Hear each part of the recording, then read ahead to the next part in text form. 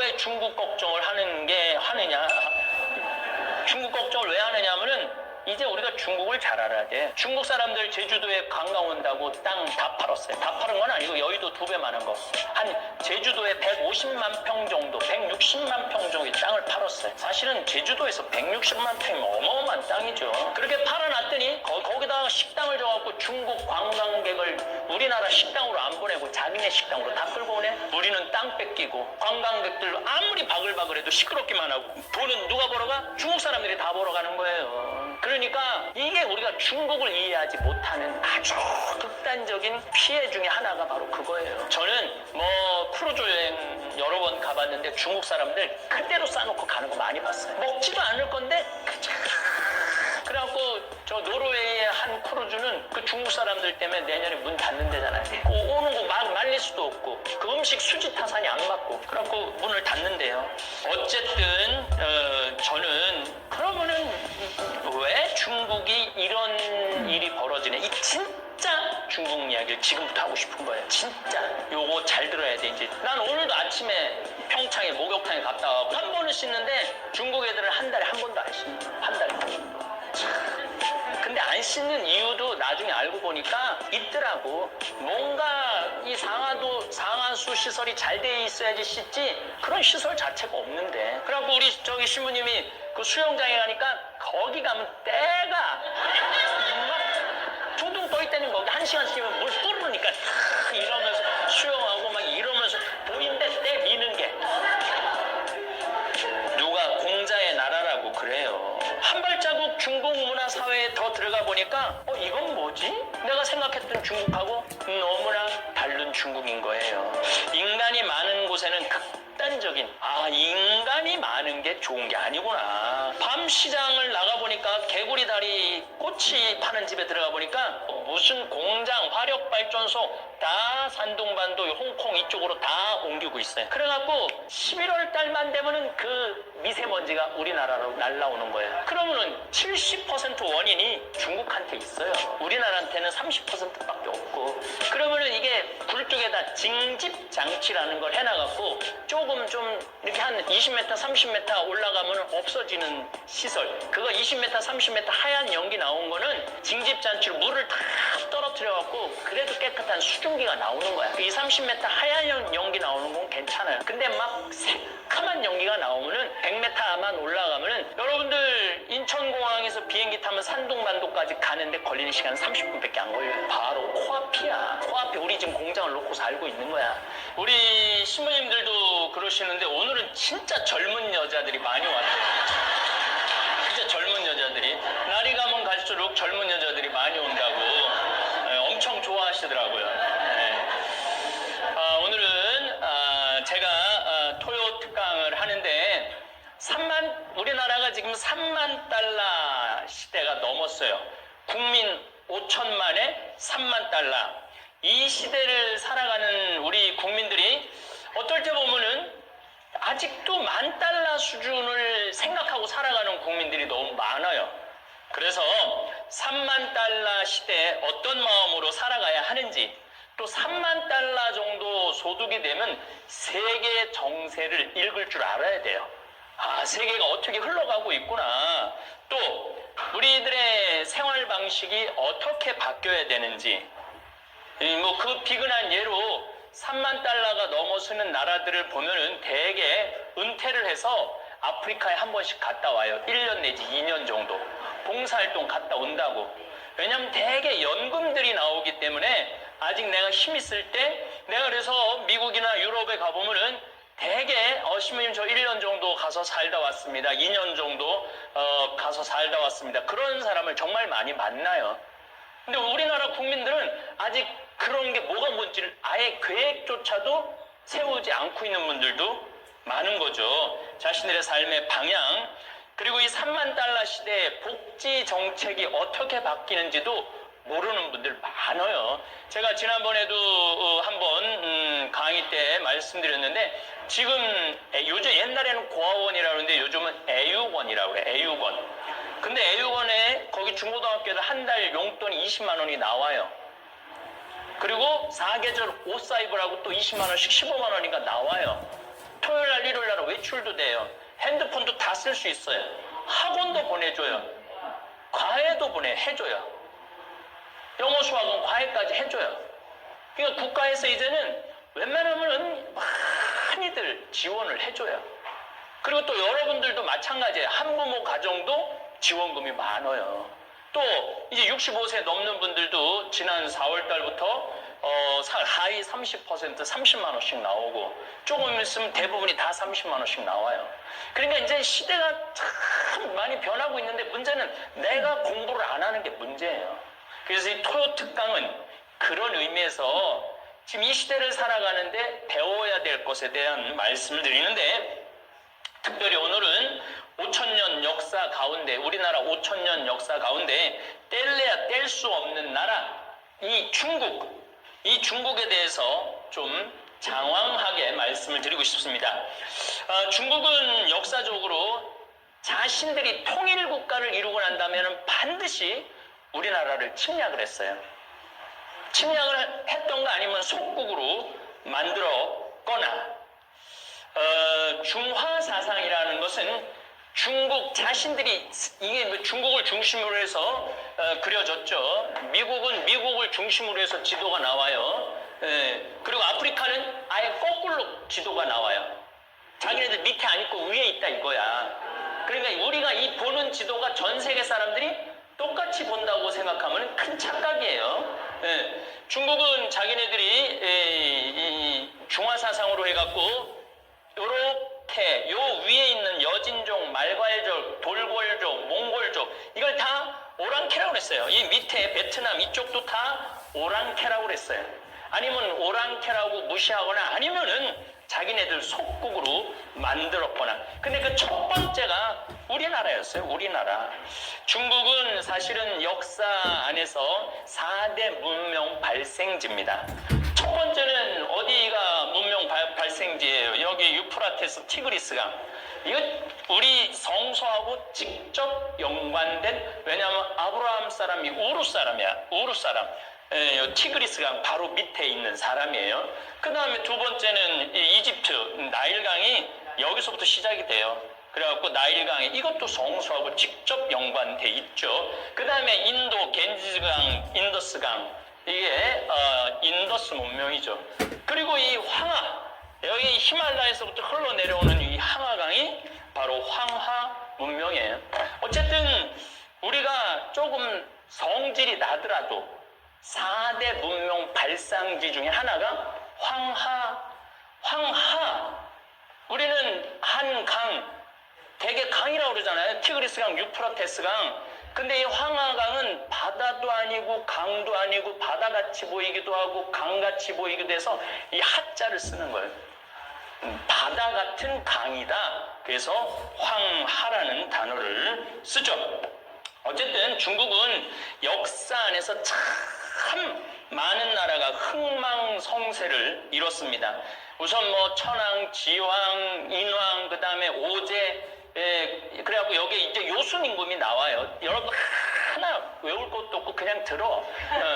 그 오제의 끝에 요순임금이 나와요. 요순임금 끝에 또 누가 나오냐면 무왕이 나와요. 주나라라는 것이 나오는데 그 주나라를 일으킨 사람이 강태공하고 무왕이에요. 이제 이 중국 역사상 가장 오랜 기간, 기원전 여기 정확하게는 1046년부터 256년, 900년 동안, 여긴 또 서주, 동주가 있어요. 서주 기간이 있다가 다시 동주로 옮겨가는데, 문제는 동주로 옮겨갈 때 항상 우리나라 압록강하고 연해갖고 중국이 이렇게 항상, 이게 기본이야. 그러니까 항상 이 진시황, 뭐 주나라 때부터 진시황, 그 다음에 한나라, 이 모든 게 어디하고 연관되어 있느냐면은 우리나라 압록강. 여러분들 안희시성이라는 영화 봤어요? 여기 어딘가에 있는 성이야. 그러니까 항상 우리나라하고 연관이 안 될래야 안 될 수가 없는 게 중국이라는 나라예요. 먼 나라가 아니에요. 베이징까지 겨우 900km밖에 안 돼요. 여기 서울부터 부산이 400km인데. 그러니까 베이징까지 고속철이 생기면 4시간이면 가는 거리야. 근데 우리는 중국이 되게 멀리 있다고 생각하고 오해하고 있죠. 어쨌든 주나라는 한 정권이 약해져요. 그래갖고 이때부터 춘추 전국시대가 시작이 돼요. 많이 들었죠? 춘추 전국시대가 중요한 게 아니라 제자 백가가 중요한 거예요. 제자 백가는 뭐냐면 공자, 맹자, 농자, 뭐 한비자, 뭐 순자, 뭐 무슨 뭐 하여튼 뭐 굉장히 법가 이 100가지의 이론이 나왔다. 그래서 제자 백가야. 근데 사실은 이 문화적으로 가장 융성했던 때가 이때이기도 합니다. 이 춘추 전국시대 제자 백가 이 시대를 통일한 사람이 바로 진시황이에요. 진시황. 그래서 진시황이 위대한 거예요. 예. 그래갖고 통일을 딱 해놓으니까 이 온갖 춘추 전국시대 제자 100가지 이론이 있으니 말이 100가지가 있는데 나라를 통일을 해? 그래서 어떻게 했어? 분석갱유라는 거래요. 싹 태워버려. 공자 책이든 공자 노노 뭐 맹자 뭐 이런 거 싹 다 불태워버려. 뭐만 딱 남겨놓느냐면 농사 짓는 서적만 남겨놓고 다 불태워버려. 그래서 뭐를 하냐면 사상을 한 가지로 통일하겠다. 그래서 분석갱유라는 게 나와요. 그 다음에 도량 치수도 똑같이 만들고 법도 하나로 이 제도도 이렇게 그러니까 군 뭐 이런 걸 다 정비를 하는 사람이 누구냐면 진시황이에요.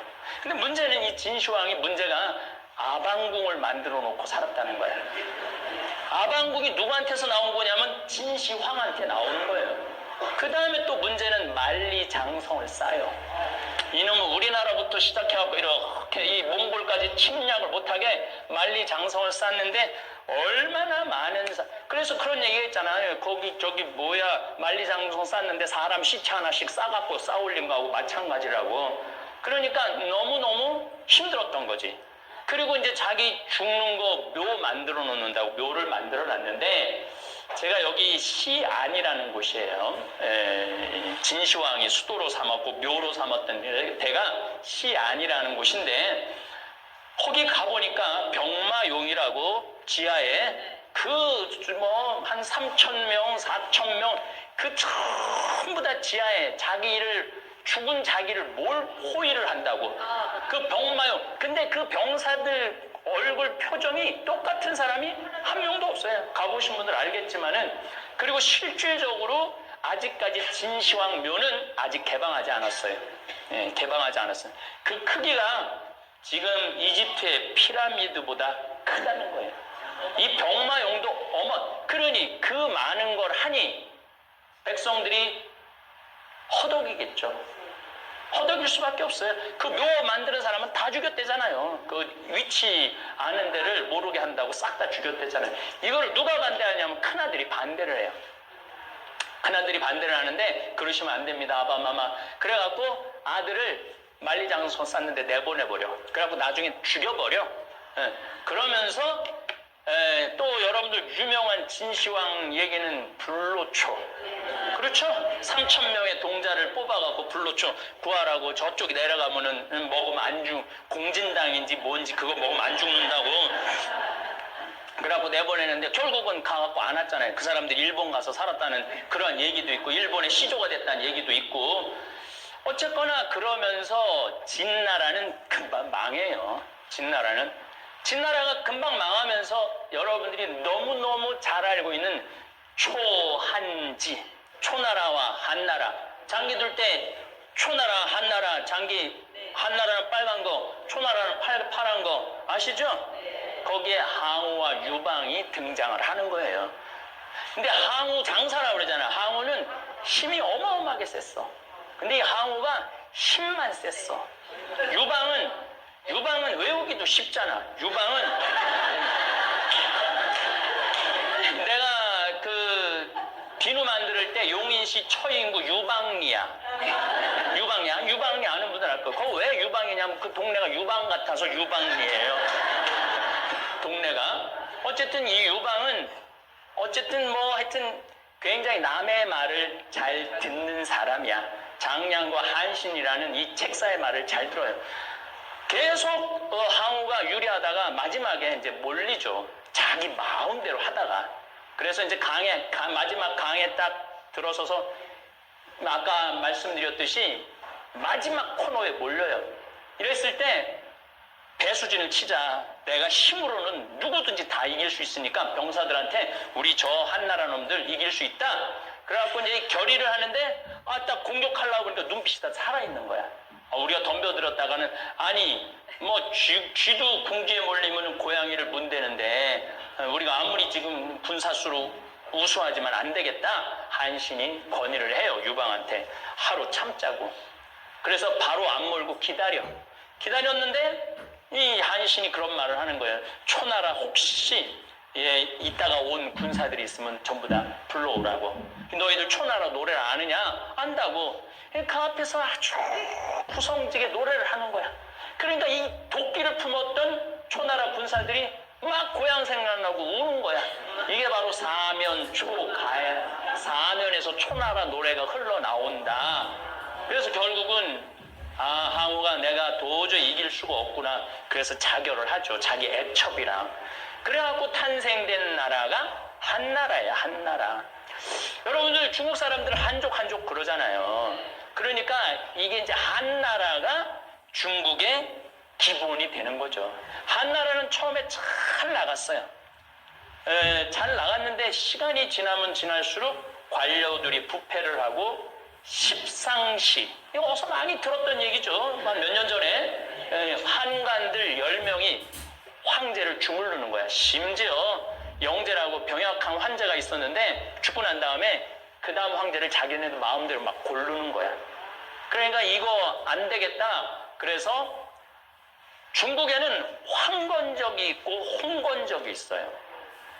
황건적은 바로 삼국시대가 열리기, 이제 위초고라고 조조, 유비, 손곤으로 하는 삼국시대 전에 들고 일어나는 건 황건적이야. 그 다음 명나라를 탄생시킨 건 홍건적이에요. 근데 황건적이 들고 일어나요. 막 들고 일어나니까 동탁이 십상시도 쳐부수시고 황건적도 쳐부셔야 되겠다 그래서 들어와갖고 정권을 잡죠. 근데 이 동탁이 처음에는 처음에는 다 좋은 마음으로 들어와. 우리나라 대통령도 처음 할 땐 다 좋다가 마지막에 다 무너지는 거예요. 그래서 이게 처음부터 똑같이 항상심이라고 그래. 처음부터 끝까지 마음이 항상 똑같은 거. 이거 유지하는 게 우리 인생이 쉽지 않아요. 여러분들이나 저나 이 항상심을 유지한다는 게 참 어려운 거예요. 어쨌거나 이 동탁을 죽여야 되겠다. 그래갖고 동탁을 몰아내죠. 그리고 이제 펼쳐지는 게 우리가 그 유명한 삼국시대 이야기가 시작되는 거예요. 위초고, 장비, 관우, 여포, 아버지 동탁 죽이려고 그러는 여포, 이런 얘기를 여러분 쭉 중국이 이렇게 흘러나가죠. 어쨌든 사실은 조조가 결국은 삼국을 통일하지 못해요. 유비가 굉장히 삼국지에서는 주인공으로 나오지만은 조조가 굉장히 현명하고 똑똑한 사람이었다고 그래요. 결국은 사마의가 통일의 시작을 하고 그 손자 사마진이 삼국을 통일을 하죠. 근데 이 사마진이 이 통일을 하고 이 나라를 잘 유지하다가 또 한 200~300년 지나가고 난 다음에 또 중국은 항상 그래요. 아주 어처구니 없이 나라가 망해요. 600년, 지금부터가 아주 중요해요. 600년경에 수나라가 나라를 통일을 다시 해요.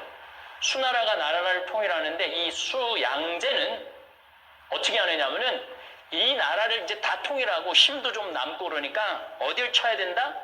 만주를 휘어잡고 있는 고구려를 쳐야 된다. 그래갖고 고구려로 쳐들어와요. 그런데 3번을 쳐들어오는데 우리 을지문덕, 이 을주문덕한테 당해갖고 이 수나라는 40년을 못 가요. 근데 을지는 사실은 이게 우리나라 성이 아니라 여진족 성이에요. 제가 말씀을 드렸는데 내가 토요특강 못 들었으면은 못하죠. 여진족은 사실 우리 지금 탈북 주민이 여기 있는데 신의주에서 탈북을 했는데 아직도 여진족하고 같이 산대요. 북한에서도 여진족은 따로 관리를 한대. 여진족이라고. 그러니까 여진족 사람들은 이 고구려하고 신라하고 그래서 싸웠을 때 통역관을 데리고 나왔대잖아요. 그러니까 이 우리가 생각하는 고구려는 우리 말을 같이 쓰지는 않고 그 여진족 쪽, 만주족 언어를 썼어요. 근데 우리도 지금 만주족 사람들하고 한 6개월만 같이 있으면 의사소통이 된대요. 그렇게 비슷한 말이 많대요. 어쨌거나 하여튼 을지 문덕 장군 때문에 수나라는 그 40년밖에 못하고 망하죠. 그 다음에 이제 이 당나라, 이 기가 막힌 당나라가 등장을 하죠. 당나라는 우리 신라하고 당나라하고 연합을 해서 고구려를 무너뜨리죠. 그러니까 제가 여러분들 말씀드릴 때 이 중국은요, 우리랑 뗄래야 뗄 수가 없는 나라야. 우리 정세에 항상 영향을 미쳐. 근데 신라가 통일을 하면서 이만큼을 당나라한테 줘버려요. 그러니까 원래 우리 땅이 여기까지 있었는데 반 이상을 줘버린 거야. 그러니까 사실은 신라가 통일하지 말아야 되고 누가 통일을 했어야 돼? 고구려가 통일하면은 완전히 이 동북아 정세는 완전히 바뀌었겠죠. 근데 어쨌든 신라가 통일을 했어요. 그래서 어떨 때 보면은 나도 경상도 사람이지만은 마음에 안 들 때가 많아요. 마음에 안 들 때가. 그러면서 무슨 시대가 오느냐면 몽골 시대가 와요. 징기스칸한테 마지막으로 빼앗기면서 중국은 이제 원나라가 돼. 원나라가 이제 점점 더 커졌죠. 몽골족에 들어갔으니까. 우리나라는 이때 어떤 시대였느냐 하면 고려시대야. 고려시대. 그래서 우리 뭐 충렬왕, 뭐 무슨 무슨 왕, 이게 다 누구한테 충성한다고 그러냐? 원나라한테 충성한다고 앞에 충자를 쓴 거예요. 그 충자가 그 충자야. 다른 충자가 아니고. 그리고 전부 다 만주족, 몽골족 부인 얻어다가 결혼하고. 그래서 마지막 고려시대의 왕들은 우리나라 말을 못했다는 거예요. 몽골 말을 했다는 거예요. 우리나라 말을 못 알아들었던 거야. 그러니까 중국에 제가 지금 강조하는 것은 중국하고 우리나라하고 관계 없었던 나라가 아니라 거의 뭐 주인 아니면 종 아니면 침략하거나 또 원나라 때는 우리나라 침략해갖고 인지를 얼마나 많이 끌고 갔어요. 왜냐하면 이 원나라가 인구가 150만, 그러니까 몽골의 아이들이 150만도 안 됐는데 2억 명을 다스렸으니까. 그러니까 뭐가 필요해? 여자가 필요한 거, 인구를 늘리려면은. 그래서 그렇게 많이 끌려갔던 거죠. 어쨌건 이 원나라 끝에는 이제 주원장이라는 여러분들 이름 많이 들어서 명나라가 이제 등장을 하죠. 요때는 홍건적이야. 홍건적. 그래갖고 명교, 무협지에 보면 여러분들 뭐 태평교, 명교, 무당파 그런 얘기 많이 들었죠? 그러니까 이건 명교하고 백령교도 하고 합쳐갖고 나라를 세운 게 명나라예요. 그래서 여러분들 무협지를 읽어보면은 소림사, 무당, 태백산의 누구, 어쩌고 저쩌고 이런 게 다 민속 종교하고 연결돼 있어요. 우리나라도 지금도 민속 종교하고 연결된 종교들이 굉장히 많죠. 그리고 알게 모르게 우리나라 정치에 많은 영향을 미치죠. 근데 문제는 명나라는 우리를 속국으로 삼았어요. 그래서 이성계가 왕이 되고도 왕쥐를 한동안 못 받아. 3년 동안. 너는 반란으로 돼갖고 너는 왕으로 인정할 수 없다. 3년을 기다려요. 그래서 우리가 명칭 중에 알아야 되는 게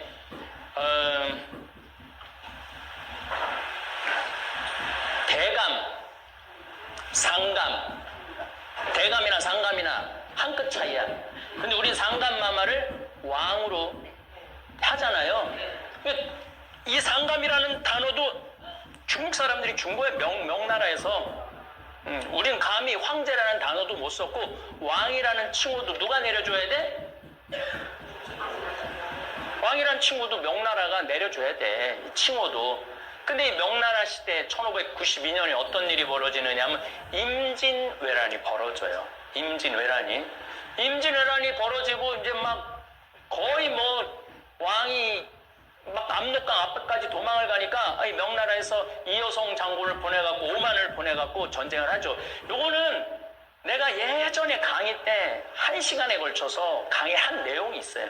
아주 리얼하고 재미나게 얘기를 해줬는데 이때 명나라가 저 밑에 부산까지 내몰고 일본까지 밀고 갔으면 명나라는 안 망했어요.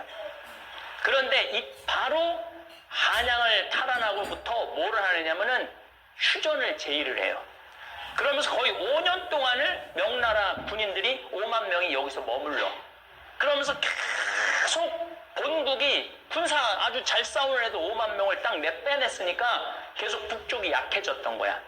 그래서 얼마 버티지 못하고 누구한테 나라를 뺏겼냐? 만주족한테 나라를 뺏겨요. 그게 바로 청나라예요. 청나라가 바로 되면서 임진왜란 다음에 바로 온 게 병자호란이잖아. 이건 왜란이고 저건 호란이잖아요.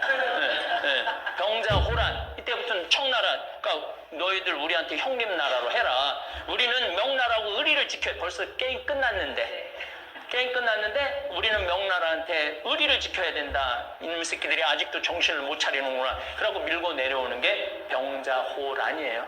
그때 뭐 역사학자들마다 인원수가 다르지만 우리나라 여자 남자는 거의 안 데려가고 그때도 150만 명의 만주족이 1억 5천만 명의 한족을 지배했다는 거예요. 그러니까 중국 사람들이 무서울 게 아니야. 조금만 하면은 먹을 수가 있어.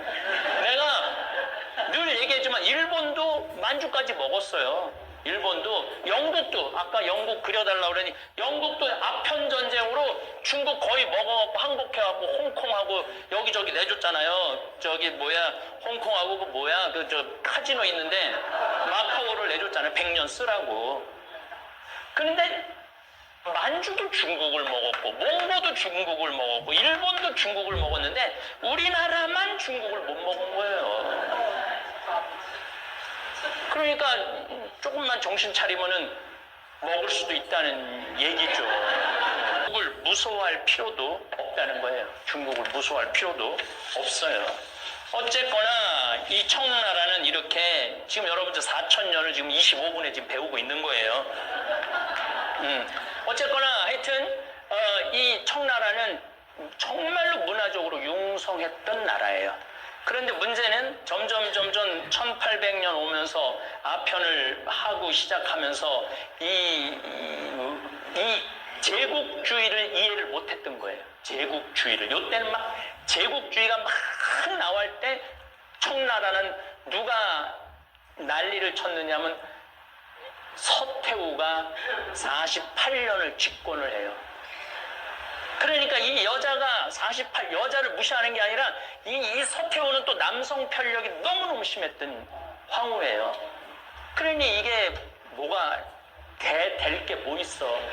그래갖고 청일전쟁은 또 여러분들 잘 알죠. 동학혁명 일어나고 나서 고종이 이게 곧 있으면 죽을 것 같단 말이야. 그러니까 청나라한테 우리 좀 지켜달라고. 그래갖고 7,000명을 파견을 해요. 그러니까 일본 애들이 우리도 이거 우리 그 시모노세키 조약을 통해서 먹을 수가 있게 돼 있었거든요. 그러니까 우리도 들어가야 되겠다. 그래갖고 해갖고 이건 시모노세키 조약은 그 다음의 일이지만은 하여튼 전쟁을 해갖고 어마어마한 중국에서 배를 갖고 나왔는데 포가 좋았는데 포 알이 없었던 거야. 배도 크고 이 서편제가 다 끌어다 쓰는 바람에 이화원 만들고 사치하고 향락하고 그러는 바람에 청나라는 1912년에 끝나요. 그러니까 우리나라하고 거의 같이 명을 하죠. 그리고 끝나고 난 다음에 막 별게 다 생겨요. 근데 결국은 국민당의 장제스라고 그러죠. 원래 이름이 장제스예요. 공산당의 마오쩌둥하고 결국은 서로 싸워요. 이제 권력을 가지고. 그러다가 1949년에 결국은 마오쩌둥이 이기죠. 장제스는 대만으로 도망가고, 그래갖고 1949년에 공산당이, 이제 중국 공산당이 탄생을 하는 거예요. 이렇게 중국의 역사가 흘러왔죠. 근데 49년에 자기네들이 내전을 통해서 공산당이 정권을 잡았는데 1950년에 6.25가 터져요. 6.25가 터지니까 압록강까지 우리가 밀고 올라갔을 때 마오쩌둥은 순망치한이라는 말을 써요. 입술이 없으면 이가 시리다고.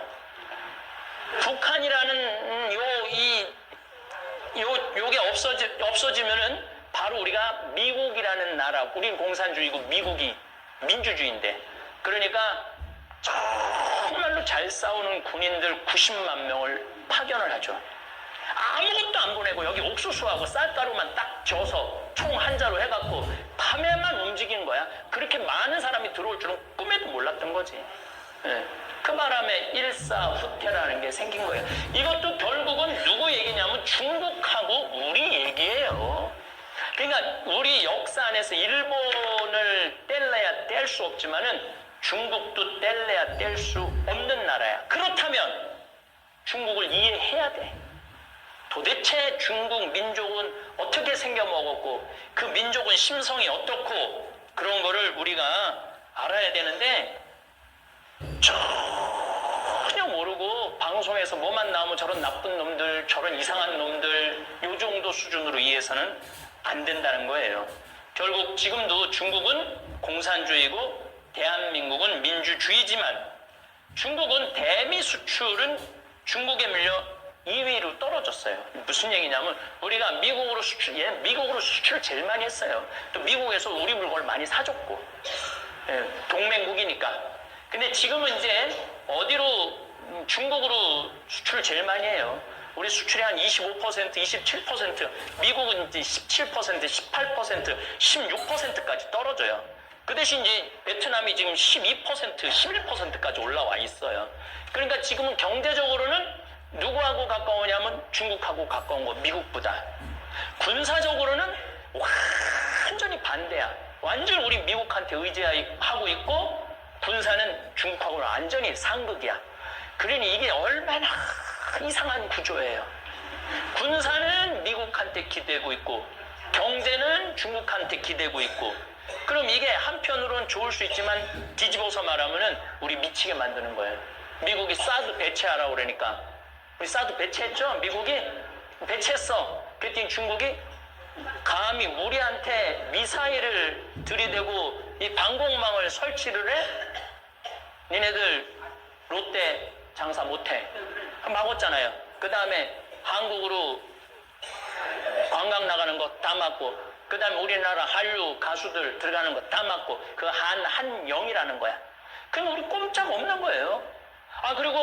그래서 이러면 안 되겠다 그래갖고 미국한테 우리 좀 북한하고 친하게 지내면 안 되느냐고 가서 얘기하니까 안 돼. 우리가 허락할 때까지 니네 안 돼. 우리 북한하고 우리는 작년부터 친하게 지내기로 합의를 했거든요. 근데 미국에서 안 된다니까 안 되는 거야. 군사적으로는 미국에서 안 된다 그러니까 이러지도 못하고, 경제적으로는 중국이 안 되니까 이러지도 못한다고. 그러니까 지금 반도체 중국에서 지금 철수하기 일보 직전이에요. 자동차 중국에서 철수하기 일보 직전이야. 핸드폰도 중국에서 철수하기 일보 직전이에요. 왜? 막으니까. 롯데는 철수하기로 했고. 그래서 우리가 중국을 이해를 해야 된다는 거예요. 그 넓은 공장에 1989년, 1989년에 천안문 사태가 일어나요. 그 넓은 광장에 탱크를 다 문마다 다 막고 거기에 있는 대학생들 싹 쓸어버린 거 아니에요. 등소평이 그러니까 이 중국 사람들은 사람 죽는 거를 아무렇게 생각지도 않아. 싹 쓸어버리죠. 어쨌거나 하여튼 그 넓은 광장에 그 학생들이 다 죽었다는 걸 생각을 하니까 막 정말로 끔찍하기도 하고, 근데 자금성을 딱 들어가 보니까 이건 눈알이 튀어나와. 눈알이 너무너무 크고 너무너무 화려하니까. 그래서 중국 대단하다 그렇게 생각을 했어요. 그런데 이제 한 며칠을 생활하고 자금성 구경하다 너무 오줌이 마려웠고 공동 화장실 딱 들어갔는데 깜짝 놀랐어요. 전부 다 남자고 여자고 쳐다보는 거 나를 내가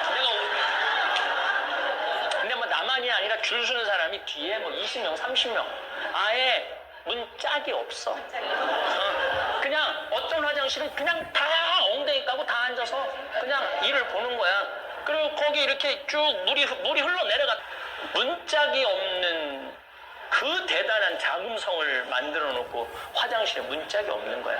그래서 관광객들이 하도 막 난리를 치고 뭐 막 화장실로 가리고 막 옷으로 가리고 선글라스로 가리고 이러니까 중국에서 문짝을 만들었는데 금방 다 부셔졌대. 왜냐하면 기다리는 사람은 많은데 들어가면 잘 안 나오니까 중국 사람들은 그걸 못 견디거든. 안 나오는 걸. 지금 급해 죽겠는데 그러니까 문짝을 발로 차고 뜯어내는 거야. 빨리 나오라고. 이게 중국 사람들의 또 한 면이에요. 이게 사람이 많으면요 무식해지게 돼 있는 거예요. 사람이 많으면 거칠어지게 돼 있는 거예요. 그러니까 중국 사람들 굉장히 거칠고 무식한 건데 좀 이따 또 얘기를 할게요. 중국이 얼마나 무식한 세월을 보냈는지. 그리고 이제 장춘 가는 기차를 탔는데 또 놀랬어. 사람들이 비닐을 봉지에다가 닭을 뭐 삶은 건지 튀긴 건지 했는데 그냥 우리처럼 이렇게 쪼개갖고 먹는 게 아니라 생 한 마리를 그냥 뜯어 먹는 거야. 너무 자연스럽게. 근데 더 놀라는 건 손톱에 때가 확 들어있어. 안 씻는 거지. 안 씻는 거지. 정말로 안 씻는 민족이 중국 민족이에요. 난 오늘도 아침에 평창에 목욕탕에 갔다 와서 정결례를 하고 왔는데 하루에 한 번은 씻는데 중국 애들은 한 달에 한 번도 안 씻는 거야. 한 달에 한 번도. 근데 안 씻는 이유도 나중에 알고 보니까 있더라고. 뭔가 이 상하수 시설이 잘 돼 있어야지 씻지 그런 시설 자체가 없는데.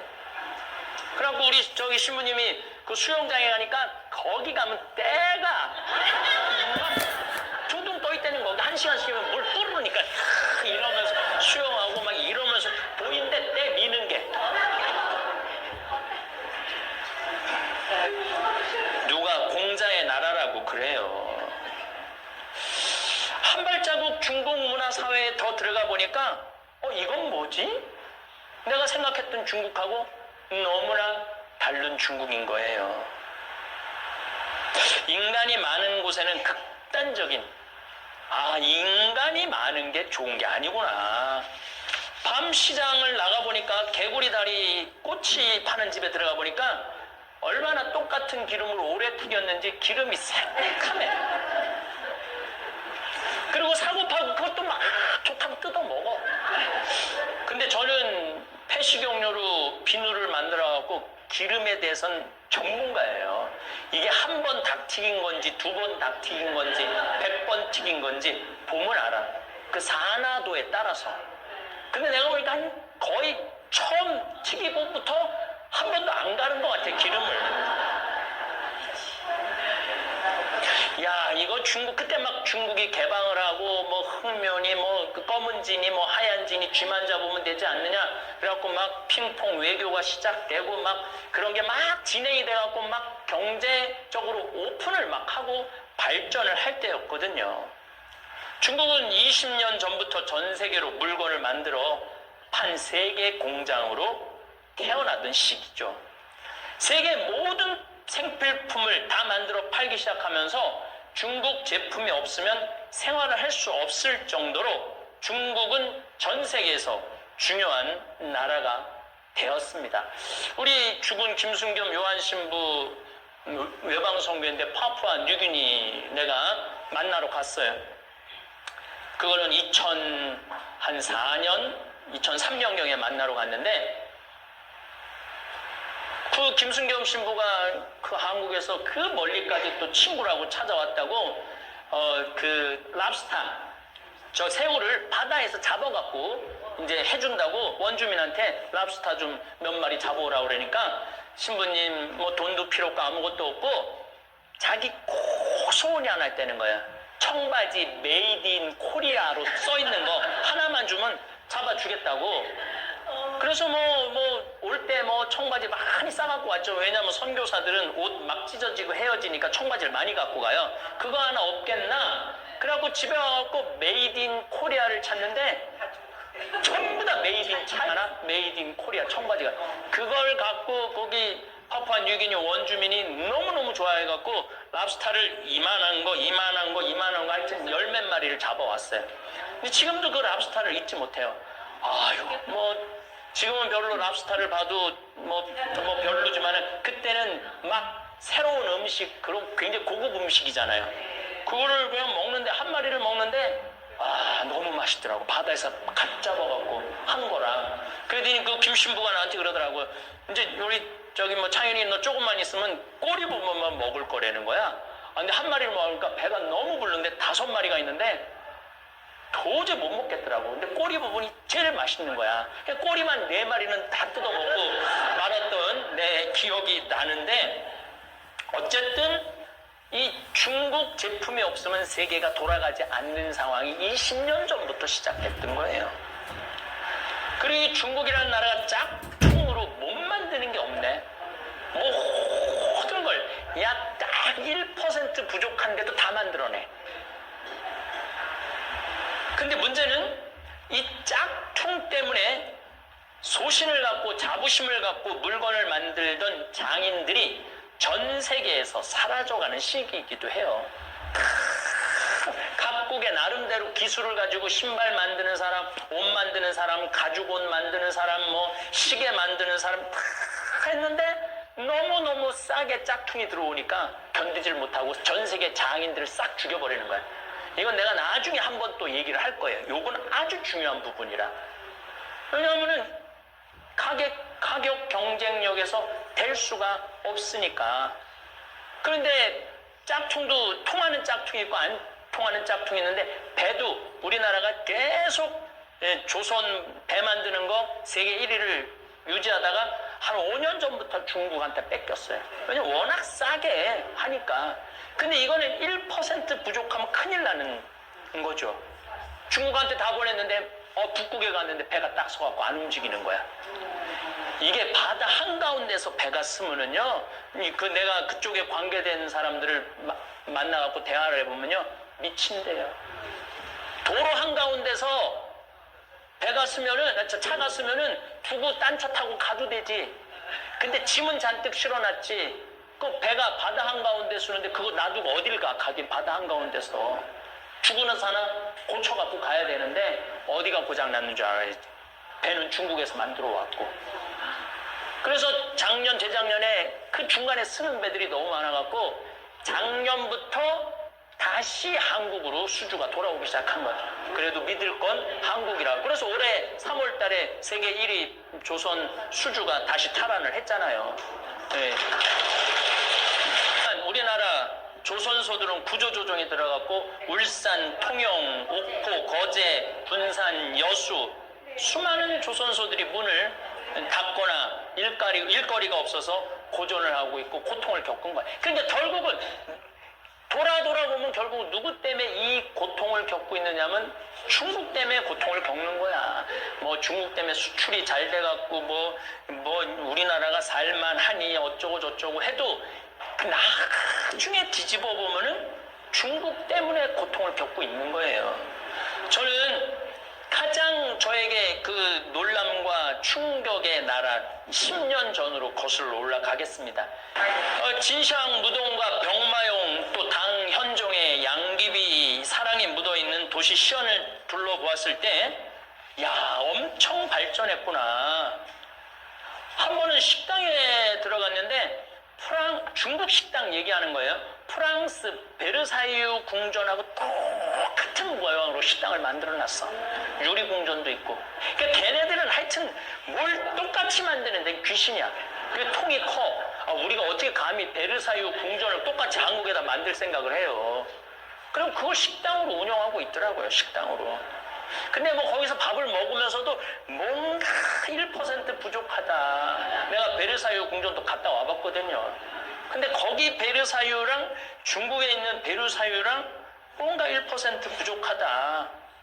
근데 요즘은 아예 프랑스 유명한 마을, 스위스 마을 같이 아예 유럽 관광지하고 똑같은 곳을 만들어 놓아서 비싼 돈 들여서 유럽까지 가지 말고 그냥 여기 똑같은 데로 와라. 이렇게 만들어 놓은 데도 아주 많다는 거예요. 그리고 이제 제가 실크로드가 시작되는 곳이기도 하면서 칠채산이라고 산 색깔이 7개 있어요. 칠채산이라고, 무지개산이라고. 거기는 아주 중국 서안 아주 맨 끝에 카자흐스탄, 우즈베키스탄 들어가는 초입 부분이에요. 거길 가봤는데 거기까지 가는데도 비행기도 타고 차도 엄청 타고 가죠. 나 거기 가보고 잠비아 가는 줄 알았어요. 얼마나 가난한지. 거의 토굴에서 살아, 토굴에서. 근데 그렇게 토굴에서 사는 인구가 5억 명이라는 거예요. 근데 거기 얼마나 또 추워. 불을 떼는데 전부 갈탄을 떼는 거야. 갈탄을 떼니까 굴뚝마다 새카만 갈탄탄 그게 나오는 거야. 그걸 보면서 야, 겨울에 저걸 때문에 저 미세먼지가 다 한국으로 올 텐데. 그게 내가 10년 전 일이에요. 근데 여러분들 미세먼지 시작된 게 10년 전이야. 10년 전. 중국 사람들이 그럼 왜 길거리에서 젊은이가 할머니를 때리고 주위 사람들 막 힘 두들겨 맞는데 불구경하듯 쳐다만 보는 인륜이라고는 도저히 알지도 못하고 실천하지도 않는 중국 궁금하지 않아요? 왜 저러는가? 한국에 관광 온 중국 관광객들 제가 여러 번 목욕탕에서 만났는데 정말 시끄러워요. 얼마나 시끄럽게 떠드는지 몰라요. 완전 자기네들 목욕탕 자기네들이 산 것 같이. 중화민국이 그런 거죠. 중화민국이. 자기가 그렇게 떠들어대면 주위 사람들 방해하고 모욕한다는 생각을 전혀 하지 않는 사람들입니다. 심지어 비행기 안에서 자기 무시당했다고 승무원한테 뜨거운 물 뿌리고. 도대체 중국 사람들 왜 이렇게 무식할까? 심지어 비행기 안에서 난투구까지 버리고 늦게 출발했다고 막 비상문 문 열어 막 승질 난다고 자기네들. 그런 거 여러분들 뉴스에 거의 매일 나온다고 봐야 돼요. 지난번에는 뭐 스페인에 가갖고 막 쫓겨났다고 들어 넣어갖고 중국에서 막 물어내라고 보니까 제 날짜에 오지도 않고 그 소파에서 하룻밤 자게 해달라고 생떼를 쓴 거죠. 우리나라에서만 생떼를 쓰는 게 아니라 전 세계 돌아다니면서 생떼를 쓰는 거죠. 사실 우리도 20, 30년 전에 대한민국도 외국에 나가서 그랬어요. 그래서 나 한국 사람 만나면 너무너무 창피할 게 많았어요. 한국 사람들 만날 때 우리가 막 $10,000 소득 넘어가고 여행 자유화와 90년대 초 하늘문이 열리면서 동남아로 유럽으로 쏟아져 나갈 때 외국인들 보기에 정말 한국 사람들 수준 떨어진다고 손가락질 많이 받았어요. 그걸 지금 중국 사람들이 다 받고 있는 거지.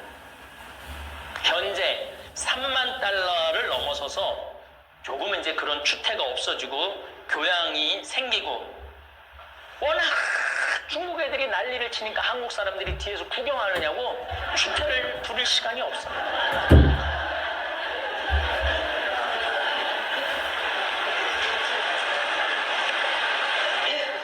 만약 한국 사람들 가운데 지금도 비행장에서 소리 지르고 쓰레기 길거리에 외국 길거리에 버리고 뷔페집에서 먹지도 않는 음식 잔뜩 쌓아놓고 나온다면 아직도 중국이들 수준에 머물러 있는 거예요. 저는 뭐 크루즈 여행 여러 번 가봤는데 중국 사람들 그대로 쌓아놓고 가는 거 많이 봤어요.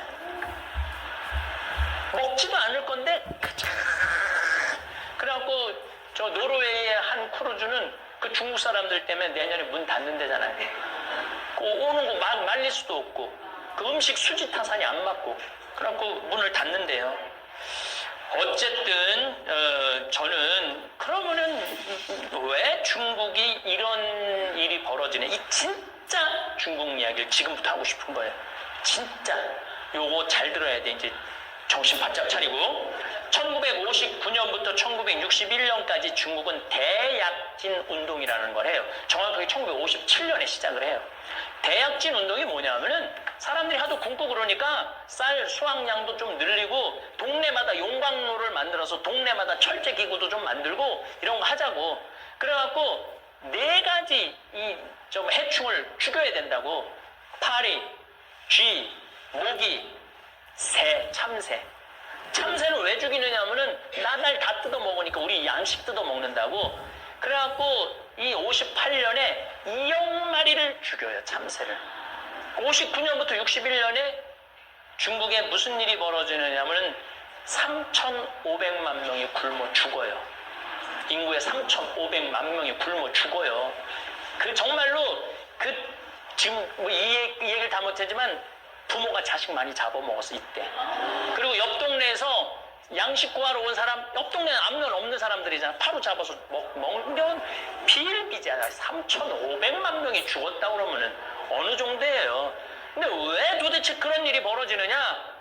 아니 참새를 다 잡고 나니까 참새가 해충을 다 잡아먹었는데 해충들이 다음에 59년부터 난리가 난 거야. 이게 웬 떡이냐? 그래갖고 그냥 벼 싹 다 잡아먹은 거야. 식량이 없으니까 굶어 죽은 거죠. 이게 대약진운. 이게 막 인류 역사에 정말 충격적인 일이 중국에서 벌어진 거예요. 그리고 1966년부터 1976년까지 문화 대혁명이 일어나요. 아니 러시아를 보니까 막 문인들이 막 발표를 하고 예술이 막 대단하단 말이야. 그래서 마오쩌둥이 그럼 우리도 하자고. 그래갖고 1965년에 막 발표도 해봐라. 그러니까 난리가 난 거야. 공산주의 잘못됐고 독재 잘못됐고 이거 안 되겠다. 그래갖고 홍위병. 얘네들은 하여튼 빨간 거 엄청나게 좋아해요. 황건적, 홍건적, 이번에는 홍위병. 이 홍위병 대학생들을 중심으로 해서 이 홍위병을 구성을 해갖고 교수들, 선생님들 데려다가 인민재판하고 다 죽인 거야. 이때 350만 명을 죽여요. 350만 명을. 그래서 66년부터 76년까지 학교도 배울 필요 없다를 문을 닫아요. 그래서 중국은 66학번부터 76학번 자체가 없어. 이때 교육을 전혀 받지 못한 이 세대들, 50대, 60대, 70세 세대들이 중국을 이끌고 가는 거예요. 그러면 이때 교육을 전혀 받지 못한 이 사람들이 자기 자녀한테 윤리교육을, 아예 윤리교육을 하지 말라고 그랬어. 그리고 더 놀라운 건 공자 사당을 무너뜨려요. 공자 사당을 음모를 저수지를 만들어. 그 다음에 왕들 묘도 다 파버려. 뼈까지 다 추스려버려. 그리고 이 종교는 인민의 아편이다. 그리고 이 유교도 종교다. 라고 싹 다 부셔버려. 심지어 어느 정도냐면은 요리사까지 다 죽여버려. 니네들이 미식으로 해갖고 인민들 배 굶긴다고 지가 대약진 운동해갖고 인민들 3,500만 굶긴 건 생각하지 않고, 공자 책도 다 불사르고 공자 묘를 패쳐서 연못으로 만들고 불상은 녹여서 숟가락으로 만들어서, 숟가락으로. 교수들은 땀 흘려 노동을 하지 않고 밥 먹는 벌레 같은 놈들이다. 앞으로 교육으로는 돈 받을 수 없다. 이게 그 유명한 문화 대혁명의 1966년부터 76년. 옛것은 모조리 숙청해라. 문화, 교육, 정치, 심지어는 부모들까지 공산주의 사상에 어긋나가면 자식이 부모 인민재판에 세워갖고 죽이기까지 해요. 그러니까 중국이 지금 저렇게 비윤리적이고 아주 저급한 문화를 보이는 이유 중에 하나가 이 문화 대혁명 때문에 그래요. 근데 저거를 자기네들의 문제점을 알아야 되는데 저 문제점을 모르는 거예요. 내가 보기엔 중국 사람들, 미국 사람들 따라가려면은 100년은 더 쫓아가야 돼요. 100년은. 우리나라 따라오려면 50년은 더 따라와야 되고. 왜냐하면 교육이라는 거는 100년이 시간이 걸리는 거거든요. 지금 윤리교육을 하려고 해도 윤리교육이 안 돼. 왜냐하면 소황제를 들어봤죠? 왜냐하면은 인간이 너무 많으니까 한 명만 낳게 한 거 아니야. 그러면은 할머니, 외할머니, 외할아버지, 친할머니, 친할아버지, 엄마, 아빠, 애 중에 하나밖에 없는 거야. 하나하나 30년 동안 그걸 낳았으니까. 얘 위에 6명이 얘한테 벌벌벌벌 떠는 거야. 지금 20, 30대 애들이 예의가 있을 수가 없는 거예요. 그러니까 지금 이 중국 애들이 한국에 와갖고 여행을 하고 나면은 자기 필요한 물건 다 사면은 중국에서 입고 온 건 다 버리고 가. 호텔에다 다 두고 가. 가방도 두고 가고 다 두고 가. 새 거 갖고 가는 거죠. 참 그런 걸 보면은 기가 막히죠. 내가 왜 중국 걱정을 하느냐. 중국 걱정을 왜 하느냐 하면은 이제 우리가 중국을 잘 알아야 돼. 중국 사람들 제주도에 관광 온다고 땅 다 팔았어요. 다 파는 건 아니고 여의도 2배 많은 거. 한 제주도에 150만 평 정도, 160만 평 정도의 땅을 팔았어요. 사실은 제주도에서 160만 평이면 어마어마한 땅이죠. 그렇게 팔아놨더니 거기에 걔네들이 호텔 짓죠, 식당 짓죠. 그렇게 팔아놨더니 아니 거기다가 식당을 줘갖고 중국 관광객을 우리나라 식당으로 안 보내고 자기네 식당으로 다 끌고 오네.